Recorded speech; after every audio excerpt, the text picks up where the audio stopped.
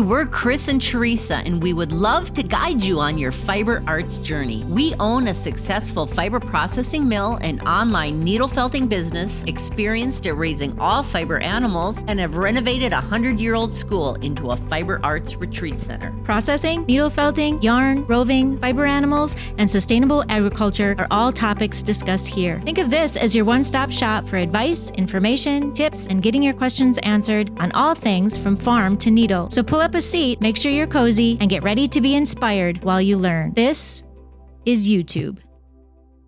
Welcome to EweTube 205. 205. We are in the studio here at the Nome Schoolhouse. And the first thing that we want to tell you about is the sheep update. And the latest thing... Did you have some videos to go with this? I do. Good. Is the ewes and the lambs hadn't been vaccinated for salmonella yet. And so we did that on Sunday because that is the only day that my husband has off. So we ran all of the ewes and the lambs through and we gave them their vaccine.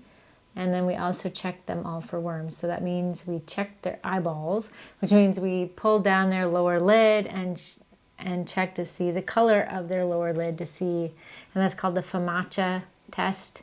And that tells you if it's really, really light or white, means that they have worms. And so then that's when you worm them. And so we wormed all the ones that needed it. Which is good, because then you're not worming them when they don't need it, and making them resistant, making, the worms resistant to the dewormer. Which is the ultimate goal. You don't want that. Yep. Yeah, and since we started doing that, it has lessened and lessened how many we have to worm. So that's awesome. Encouraging. Very encouraging. Yeah, and then with your few. Rotational grazing. Yes, the rotational grazing really helps with you're moving them all the time. So they're not eating really low to the ground, and they're not actually eating really close to where they poop. And that's where they get reinfected with the worm load.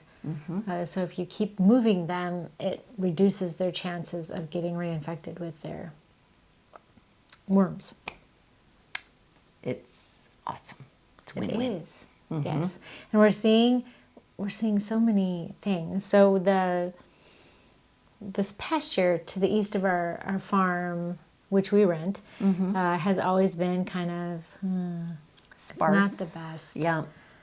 And so we've wondered how are we gonna make this better, and we thought of seeding it with different grasses, and then we came upon this rotational grazing and making the soil better, and actually helping the soil and helping the vegetation.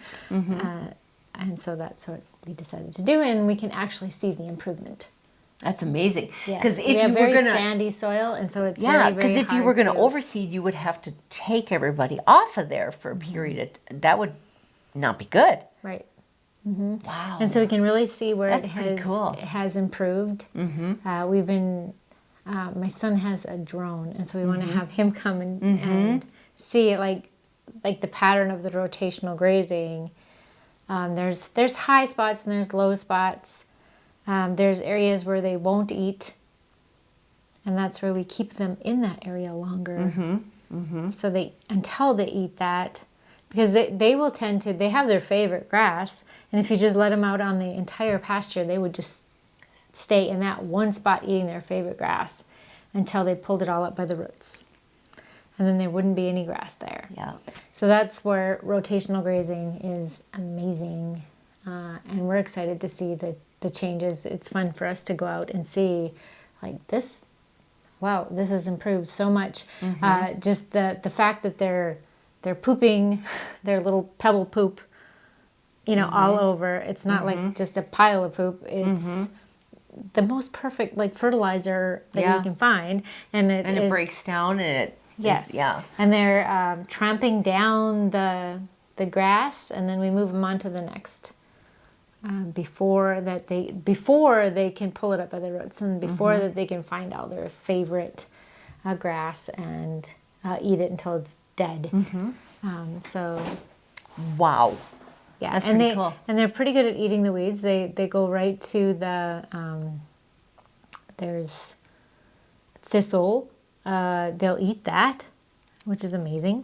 When it's young, not when it's old and has a bit pokey stuff. They eat milkweed. Oh, they do. They do. Which I have. Okay, young milkweed or adult milkweed? They'll eat milkweed. They'll eat all the leaves off and leave the stalk. Okay. Wow. Yeah. That's awesome. Yeah. So, and like we like to go out there and check and see, what they're eating, what they have. Some of the thistle and things we'd still like to go behind and spray. We want to get rid of some of that stuff Icky. Yeah. forever. Yeah. Yeah. So, yeah, it's been really, really fun for us to see the progress of the soil and the grass. It's awesome. That is awesome. Encouraging. I mean, we need to do something like that here when we get the animals here on a small scale. I mean, it's going to be an interesting, to documentate. You've got, granted, we have 10 compared to 300, or, well, not 300 there. There's probably, 100? I mean, just to see, okay, we leave them on here for 3 days, and then we move them over to this little, on a much smaller scale, and to see how this works. To keep moving them. Otherwise, they keep moving them, They pull it up from the roots. They'll eat it down. And the closer they're eating to the soil, the closer they are to getting worms, because that's sort of their poop from the other one that had the worms. So they're going to eat it.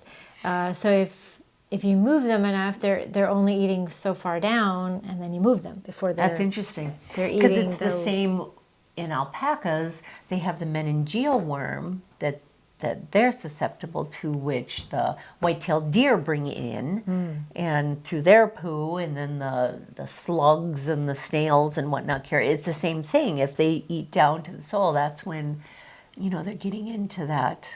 And if you let them, they will, because they like this certain grass, and so they'll let this grass grow tall and leave it alone, and then they'll eat this. And it's also better for them if you have a wide variety of different grasses, different other legumes, different like a variety. It's better for their nutrition, just like it is for us to eat a variety of vegetables.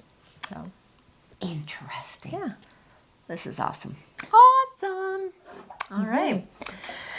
Okay, and then on that note of sheep with their wool removed, we had somebody that emailed and asked if they could store their wool roving as well as their wool yarn in those air bags where you suck out the air with the vacuum cleaner and it goes.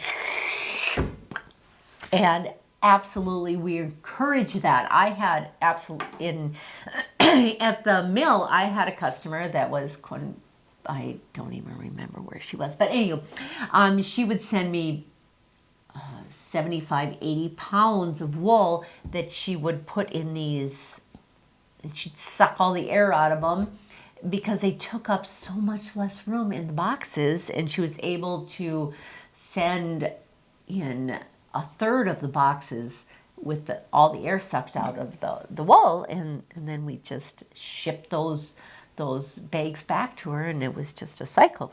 She just kept reusing them, and yes, we encourage that. So the question you were asked was if she can suck it out of the yarn, right? So she has a bunch of yarn. Yeah, doesn't matter if it's yarn, roving, because all you're doing is sucking the air out. You're not agitating, you're not rubbing. All you're doing is sucking the air out, and perfectly okay for your fine sweaters, your fine wool yarns. I mean, that is an awesome way to store your finished, sculpted, felted creatures. It's true, you could do it. Yeah, as long as you don't harm suffocate them. Yeah. Suffocate them, you're good. But You know, will you like a leg going up, you know, the No, pressure they're sturdy. from the, they're If you're sturdy. using Romney okay. wool. Yeah, that's right. Sturdy, yeah. But yeah, that is an awesome way to store Yeah. anything wool. Yeah, so yes, we encourage that. So absolutely, go to the dollar store and buy them up because they are pretty amazing. I mean, you don't even need to get one of those special bags if you can do it with just a bag of, you know, a garbage bag or whatever. Is just suck the air out of it, and it doesn't work as good. But I've had a lot of customers that do that. An air mattress thingy majiggy. Yes. You could suck the air out of anything. Like an air mattress thing. You suck the air out of the air mattress. I've never seen an air mattress sucker air out of her. Seriously, they make them? Yes. Why? To deflate the air mattress quicker? Quick. Yep. Seriously? Yes. I had no idea. Yeah. Okay, so is you it could the use same that thing too. that blows it up? Yeah. Really? Yeah. It's just in reverse. Really? You need to camp more. I guess. Yes, that would work perfectly. Yep. That's all you need. If you have an air mattress. Wow, I have learned a lot just now. My mind is blown. Totally blown. Okay. Wow. Okay, anyway. So we had an amazing visitor this did. week. He was here once before. He surprised us.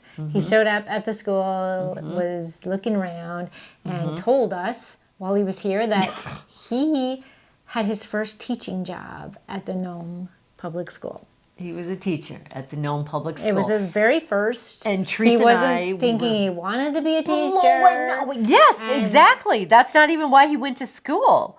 I mean, he wasn't going to do that for his life goal. But it was the faculty here and the principal that convinced him that that's what he should do. Yes. And we interviewed him, I don't know, a year, 2? Teresa and I did not think there was any teachers left that were still alive.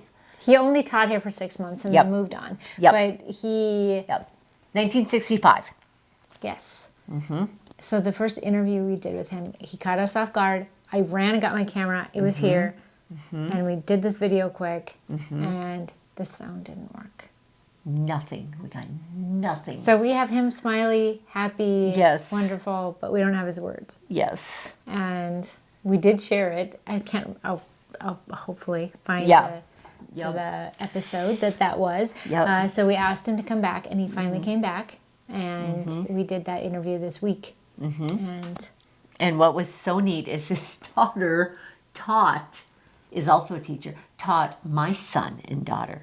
Which at Kindred Elementary. Yes. It was like, yes. Yeah, and he had Absolutely some wonderful amazing. stories to share, and so we'll share that now. I taught here for a half a year in 1965. I started out with the 7th and 8th graders, and I had graduated in the middle of the year from Valley City State, and your superintendent at the time, who was a very good one, Mr. Peterson, and anyway, he talked me into coming here, and I wasn't going to be a teacher, but being here with him as superintendent, I decided that's a pretty good deal. And anyway, he was really nice and friendly, and a few years after I left here, I ended up teaching and being principal under his twin brother, Lowell Peterson. Yep. And Was that at Fingal? no. At Macville. Oh, at Macville. So, okay. And then you went up there. Yeah, I was, he and I worked together for 25 years. Oh my goodness. And anyway, it was a good experience here. And anyway, one of the first things we did graduated from Valley City State. I was a physical education and history and industrial arts, which a shop at the time. And I wasn't well qualified in my mind to teach 7th and 8th grade because I didn't feel that I was going to do the kids what they needed to have. So I visited with some of the elementary teachers, and they were separated at the time, and to see if they would teach my English class and I would take their Phi Ed class. And they were very, very happy to do that. And I was happier yet because I didn't feel that I was qualified to teach it. And after that, I married an English teacher, so. Oh, I love it. I love it. That's great. Anyway, so, but that worked out very well with a couple other teachers, and they took what I was supposed to be history classes and English classes and math classes. They took those classes while I took their Phi Ed classes, and it really worked out. And anyway, and of course, we did that with the superintendents.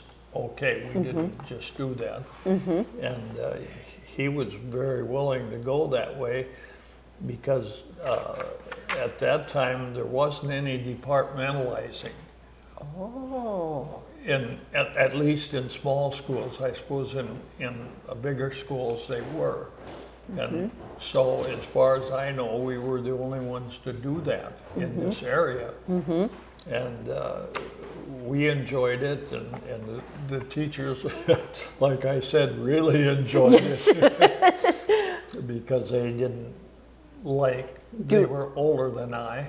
Okay. And they didn't like to go into gym class and have balls thrown at them and whatever. And anyway, it worked out very well, and we enjoyed it. And then we started, that spring, we started a play day deal, and then That's when Play Day started? Yeah. So anyway, and we enjoyed it a great deal, and of course, Mr. Peterson said, that's your job to run that play deal. Yes. And he kind of laughed, and I said, yeah, that'd be fine, I'll do that. Anyway, we went down, and it turned out well and everything, so. Yes. And we enjoyed it, and even the short stay we had together. Yes. And so on. So anyway, we had play day, and of course, anything sporty, you didn't do everything right. and before I came here, I refereed here a number of times, and so I was used to people.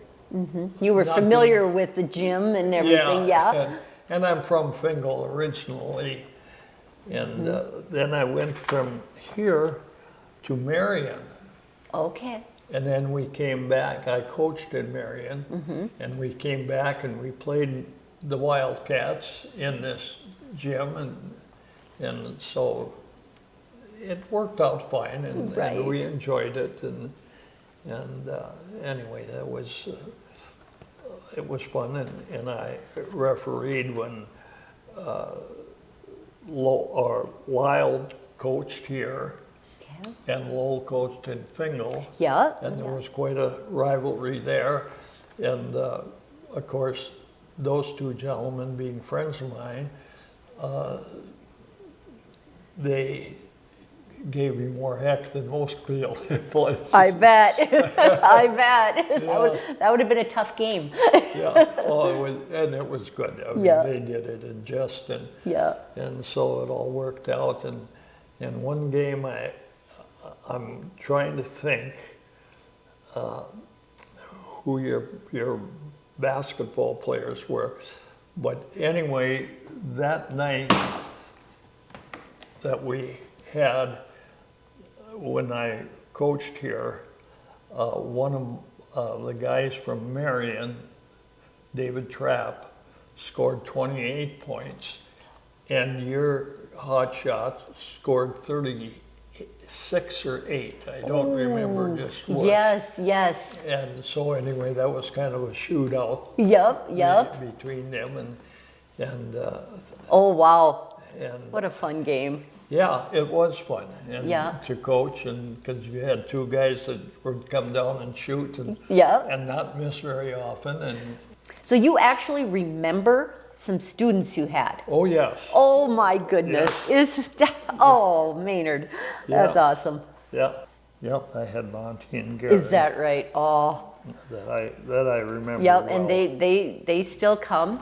They come quite frequently and visit the school. Oh, is that right? Yes, Well, such just sweet people. Oh, look what she's got here. She's got this. She's got the scorebooks. We'll get this down to the wire now. yeah. Yeah. So this one, this Nome Marion School. This was February of '66. So this game must have been later in February of 1966. Okay, could have been. And so you would have been, you weren't here. Would you have been in Marion? Yes. Yes. Okay, Yes, we got married in '66. okay, so then we've got David Trapp, Yep, that's- Jerry Loff, Steve Peel. Yep. Mine was Yeah, the one that scored. was the the David Trapp. Yes. And then this one, this Dean Peterson got hot Yeah. here. And this Alan Enger. Al Anger, yeah, he has passed away. Oh, okay. Yep, some of the, like Leroy Hoekstra. Oh yeah, Leroy, they moved away. Oh, okay. They moved to Minnesota. Oh, okay. Yeah, and Jim Storhoff on this, he scored 21. He was on fire that day. Monty Johnson and Mike Storhoff. Oh, they played. Oh, we know all those people. That's so cool. So neat. So neat. Yeah, these are pretty cool. Yeah. Yeah. Jim brought these in, and they're pretty neat to have. Yeah, and we enjoyed it. And, Yep. And I enjoyed refereeing before I came here. I enjoyed refereeing, and especially between those two teams because of the big rivalry, and you couldn't do much right for either one of them. They both had their fans that were really difficult. Oh, I'm sure. So did they pack in the bleachers in the gym? They were packed. And, Yep. And I remember this was in Fingal that I was refereeing one time when I was running down the floor, and one of the fans grabbed me by the pants as I ran by. Oh no! And I just kind of knocked his hand off, and Oh wow! and he laughed. And Oh my goodness! he thought it was funny, but I didn't. No, I would think not. I would So think anyway, not. Oh, yeah. for neat. Yeah, and anyway, there were a lot of things like that I remember. and Sure. Everything went well, and education at that time, Mr. Peterson had some excellent teachers here. And that kind of led me into the teaching field because they were, like I said, a little older than I. Yeah. And they wanted to give these kids something that I didn't have to offer, but I did have something later to offer to them when we changed. And, anyway, and like I said, it was something that wasn't really done in the small schools. And then when I did go to Mackville, then we did that in Mackville Okay. too. So Yes, anyway, that was good. Yeah. Anyway. So did you start that then in Macville, being from? Yes, I helped Yep. doing that Yep. in Macville,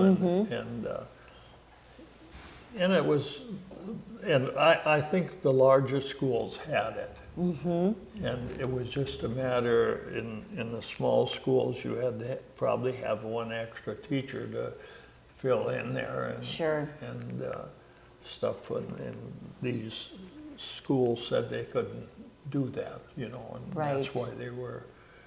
So, and departmentalizing was probably out of the question, and Right. so anyway, but we started it here and we started it in Macville, Yes. the same. So Was a good thing. Yeah. yeah, it was good. And My goodness. You mentioned the play day. We hear so much about play day from so many folks. Oh. And that, yeah. yeah, I'm sure that was started then. Yep. Everyone just loved that. Yeah, oh, they did. Yeah, and it was kind of like another basketball game, because the parents really, you know, and they wanted their children to do well in the races we had. And, Yep. and if it didn't turn out that their child had won something, and anyway, they didn't like that very well, some of the parents. Anyway, it was good, and we went by weight class. Oh. Because some of the younger kids were bigger and Yes. stronger, and so it didn't. One child wouldn't have taken everything that there was Sure. that day to give the other children a chance. And Isn't that interesting? yeah, Huh. and anyway, that was. I think we started that here too at that time, and it was. Anyway, it was all good and fun. Yeah. And the kids were tired of sitting in the classroom and to have a kind of a track meet in here, and so that worked out very well too. Yep. So, And for so many folks, you know, to remember that be so Yeah. clear in their memory, it's a good memory. yeah, Yep. yeah, That is absolutely. yeah. No, it was fun, and I think that's what inspired me to go on in education Yes. and spend 40 years in Yes. education, and they weren't all good, but so. Oh my. Anyway, that's, That's pretty cool. That's Started what we here did. at the Nome Schoolhouse. yes, Nome School. Yeah. And it would have been fine if I could have stayed another year or 2 years probably. But Yes. the money at that time was, in all the small schools, was a problem. And Yeah. And I'm sure it still is today. yeah, it is, yeah.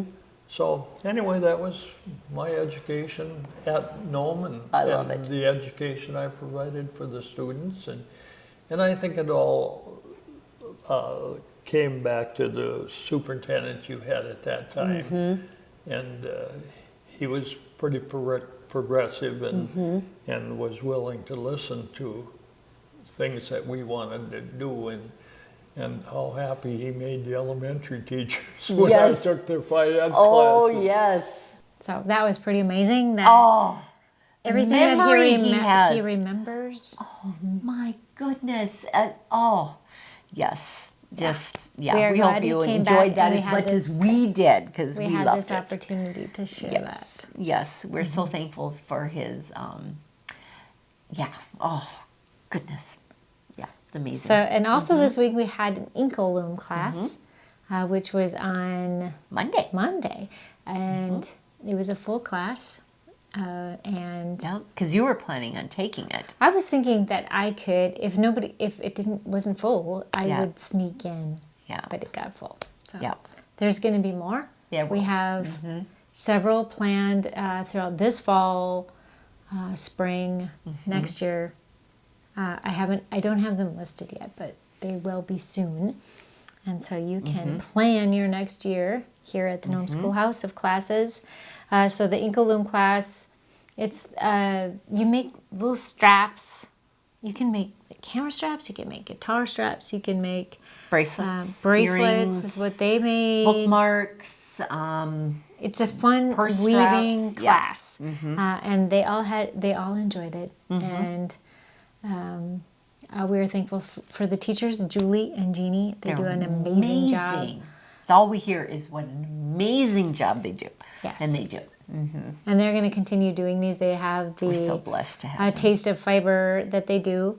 We do that once Very in the fall popular. and once in the spring, and then they also have these core classes which have all of the fiber arts, so that you can take your taste of fiber and move it on to the next level. Yep. It's amazing. So we had the Inkle Loom class on Monday, and that was a huge success. And so Mike was just here. Yes, he and was.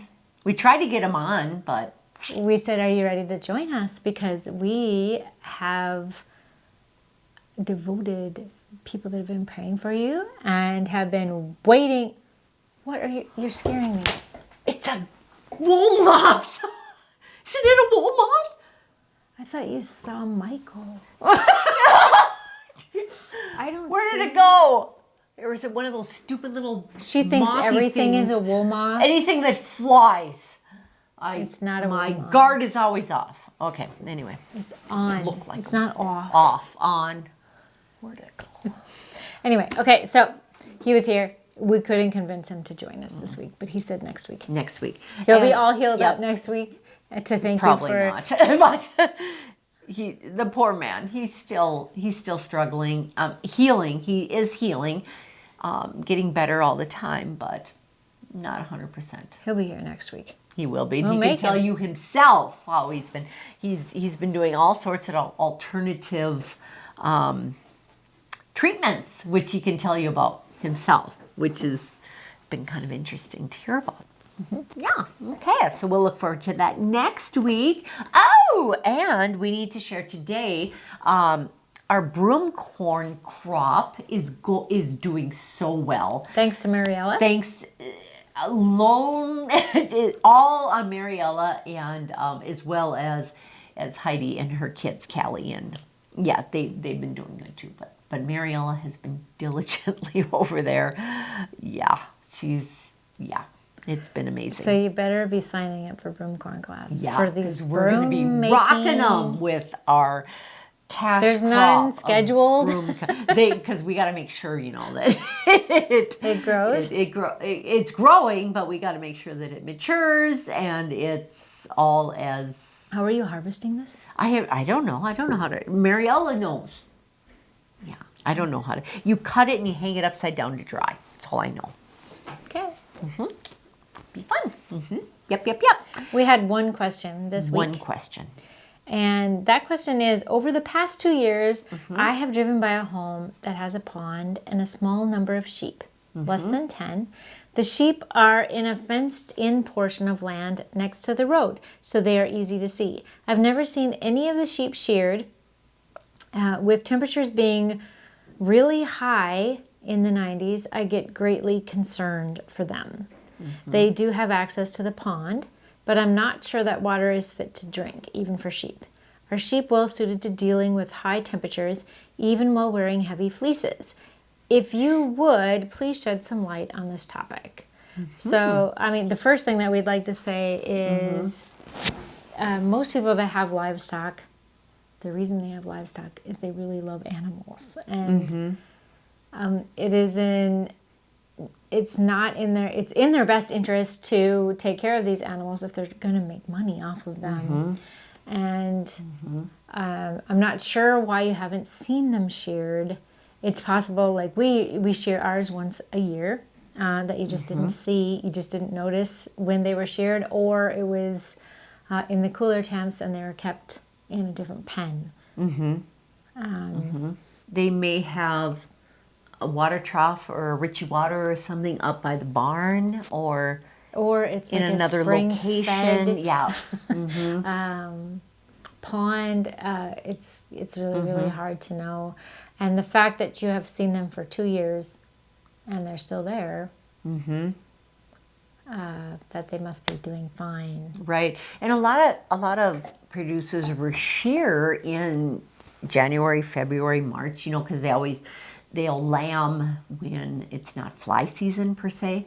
And they so like then, to lamb in the winter because Yep. that is better for the lambs, especially if you're in a warmer area. Climate, yes, exactly. So it could be that they are sheared and you've just always seen them in their fleece. And their fleece does protect them from heat as well as cold. Flies and all the And bugs. flies. Oh my goodness.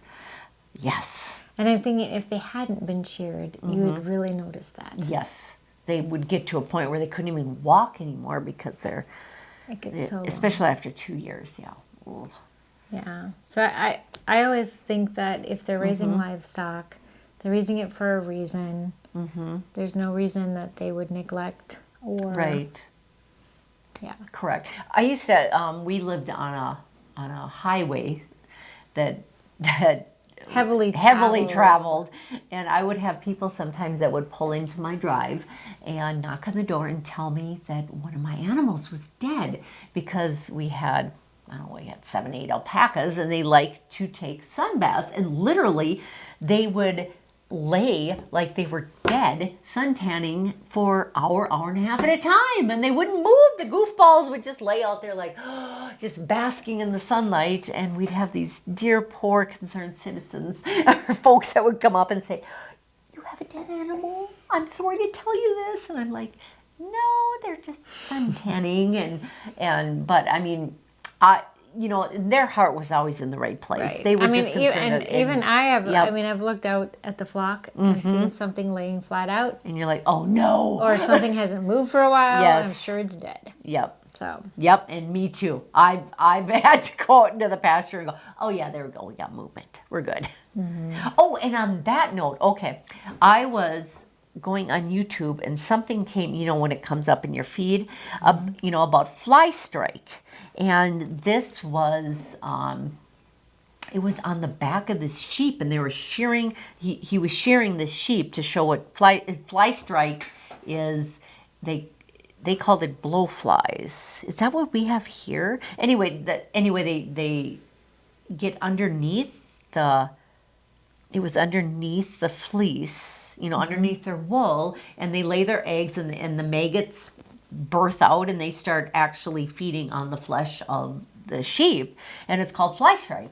And so this producer was shearing this area that was darkened, because when they run their sheep through, they said if there was a darkened area, they suspect fly strike, and they sheared the sheep, and oh my gosh, every time, it's just full of maggots, and then they treated them with, they sheared that off, and the whole time they were shearing it, the sheep was going, and they said that was because they were happy that they were getting relief from these maggots. And so fly strike is a horrible thing, and it's something that I think people don't realize happens, and it's common, I think, in cattle and sheep, and not common, but it happens. it happens in sheep. We've never had it in cattle. Oh, you haven't? Okay, because I went to pick up the first yak I bought.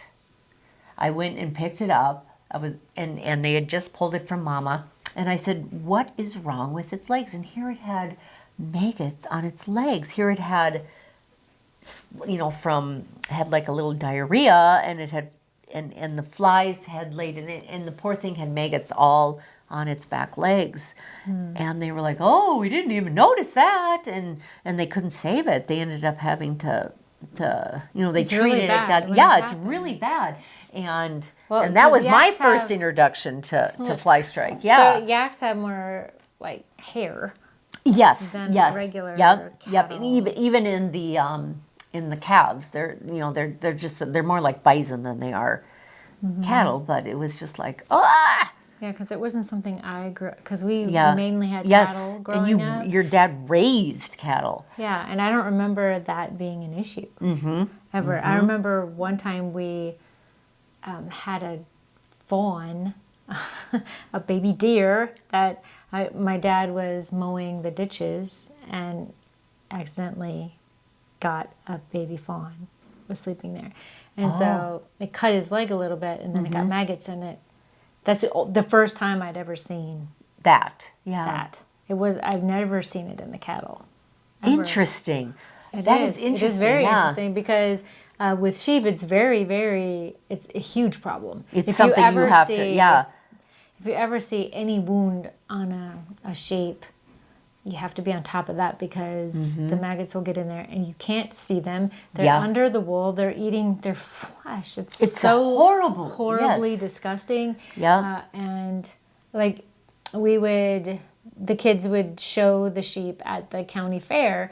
And so we would halter break them. So we'd put a halter on them and try to train them to lead. So when you were pulling on them, it kind of got rubbed underneath. And my daughter Libby remembers one time where she was grabbing, because when you showed them, you grabbed them under here and here, and she said it was maggots under here because of the wound. because it rubbed the halter rubbed until there was enough. So it was a wound, and the maggots got in there, and it was so. Blech. Yeah, they're horrible. So It's a thing. It's a horrible thing, and that's why a lot of people will lamb in January because they don't have to worry about it then. There's no flies. Yeah. At all. Like right now, we have to. If any sheep were to get diarrhea or anything, You got to keep an eye on it then. You I have suppose. to cut all of that wool off that has any diarrhea on it. Otherwise, the flies will lay their eggs in there, and it just gets infested with maggots. So, yeah, if you ever talk to my husband, he'll tell you I spent my birthday trimming butt. the poopy butts of lambs because his You don't birthday's in wanna- July, and that's a common thing. You just don't want that to happen. You don't want to get started. It's awful. Yeah. It's horrible to even think about. Yeah, see, and I understand it in, a poopy butt, but on the back of a healthy, what you would deem a healthy sheep without any wounds to. Yeah, I know. I don't know. Maybe there was a wound there that, just a horrible thing. Because we have had sheep come through, and we did, like when we were working the sheep this past week, that they have flies, but they're different flies. They're like weird little flies. And they're like buzzing around her back. And anytime we see that, this is a sick sheep. Oh. And so we gave her antibiotics. Yeah. And we checked. There wasn't any open wounds or anything because it wasn't laying maggots, but there was just something's wrong. Yeah. Because anytime we've seen that, Yeah. they're buzzing around the sheep for a reason. I don't know if they're waiting. It's so horrible. It's like a buzzard, It's like they know when something is ailing and going to die, and they just wait for it. And, wow. And the one year where before we got the livestock guardian dogs, we had a lot of problems with coyotes. And we went on a vacation, and we came back, and we found several sheep. There were sheep missing, and then there was several sheep that had bites. They go for the neck, Coyotes had bit them.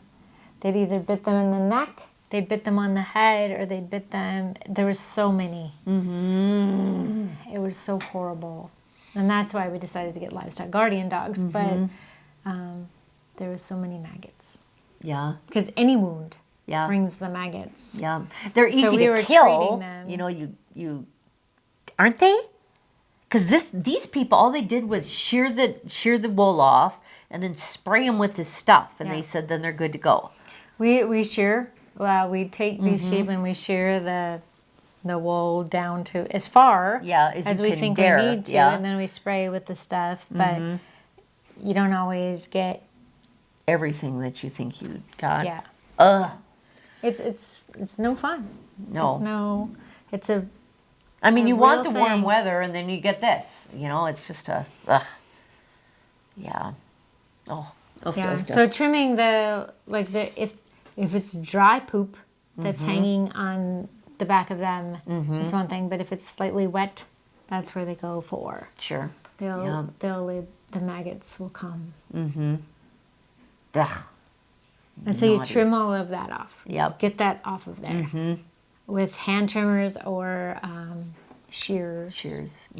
So and we have shears that, when we used to show cattle, so we have some of that. But Yeah. you can use hand shears to trim it all off, too, Yeah, do whatever you can.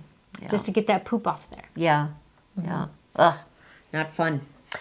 Well, that was disgusting. I'm sorry. Oh, I don't know why I even brought that up, but the first time I'd never seen it like that, and I was like, It's a real thing Yeah, about it is. It's raising just- sheep it is. and alpacas and it is. And anything rabbits. with a lot of hair. And rabbits don't ever. I had 18 rabbits, and I had 2 that were outside, and 1 got flag stripe, and the other one did also. One of them died. The other one, I was able to use hydrogen peroxide, and I had to meticulously pick every maggot out of. It was horrible. It was gross. It's a thing in animals. And you think you period. can spray, so you have the spray that kills the maggots, and you can see them dying while you're spraying it, but you can't get under. Because they're in the skin. Oh, it's They're gross. it's It's so naughty disgusting. things. Oh, So you need to shear off the wool to get them. yeah, Yeah. they're horrible. Horrible. So So when people bear that say- in mind. Yeah. When people say sheep are, harder to care for, it's just one of the things. That you have to be mindful of. Yeah. Yep. And same thing with alpacas and llamas. I mean, if there's a wound and it's July, you have to be mindful of that. And yeah. Ugh, It doesn't take long before does it not take long. Not take long at all. will kill them. Yep. I can't even imagine. Yeah. It's just bad. We'll move on. Okay. Last week's question. This is a good thing.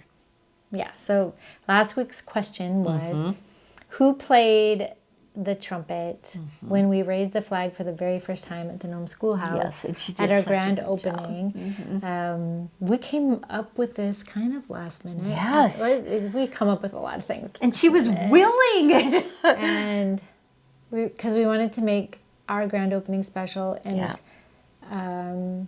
we had a donation for the flag and the Flagpole. flagpole, and it was very, very special. And we had this whole program where we wanted to raise the flag for the first time, and Charlie was involved in that, which was pretty neat. yes, as well as alumni from the Nome Schoolhouse. Yes, it was. Wow. It was Absolutely amazing. And, we were pretty caught up in everything that was going on at the time. But if you were to go back, like when I go back and watch it now, Yeah. it's like, wow, I know. that is... These were folks that went to school here, and now on a school that was And going to I'm be so tore down. glad that we got Yeah. this flag and we got it put Yes. in the same spot. Oh. And that we took the Oh, time to yes. have the very first flag raising. And Yes, it it was was. right before the 4th of July. It was.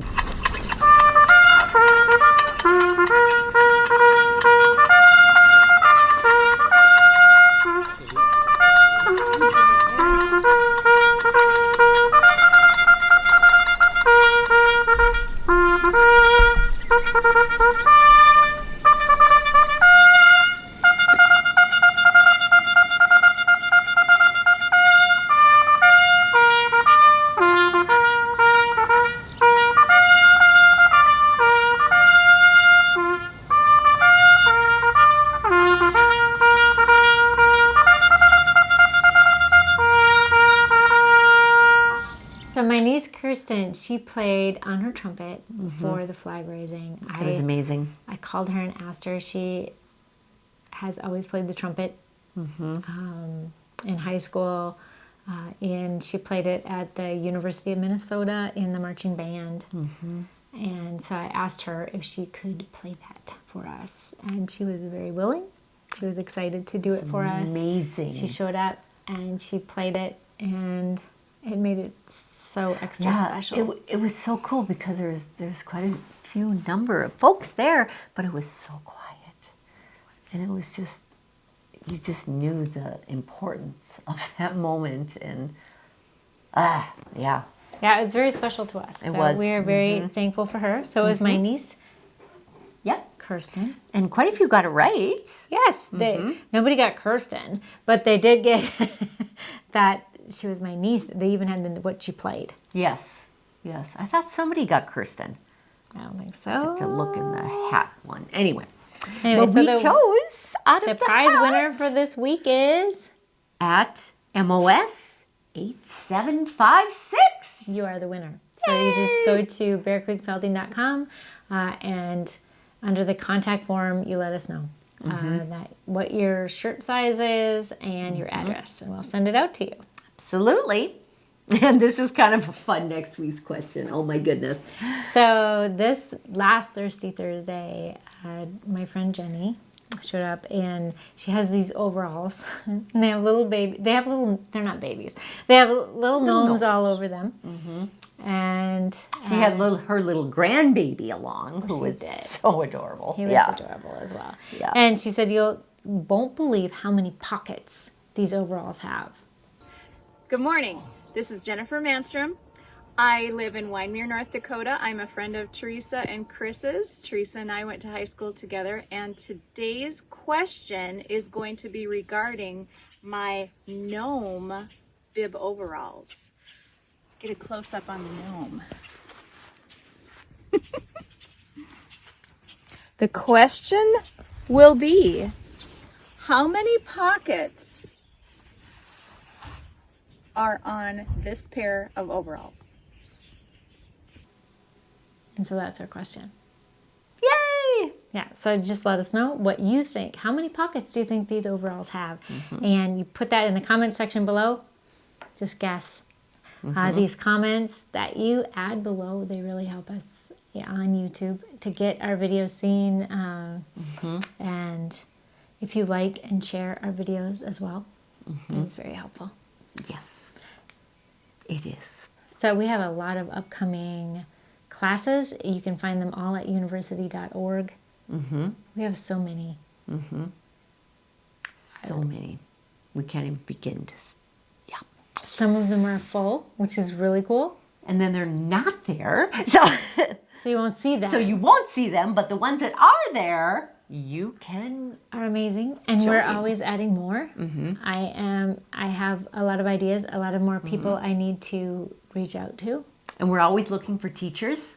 So if you are a teacher with some unique Maker. fiber arts craft Yes. or any, Exactly. we would love Let to us have you know. come teach here at the Nome Schoolhouse. Yep. Teachers get to stay here for free. They do. They get to eat for free. Comp your room and your food. Yeah. We actually set up your entire class. It For you. is, we put it out there on social We media. handle everything for you.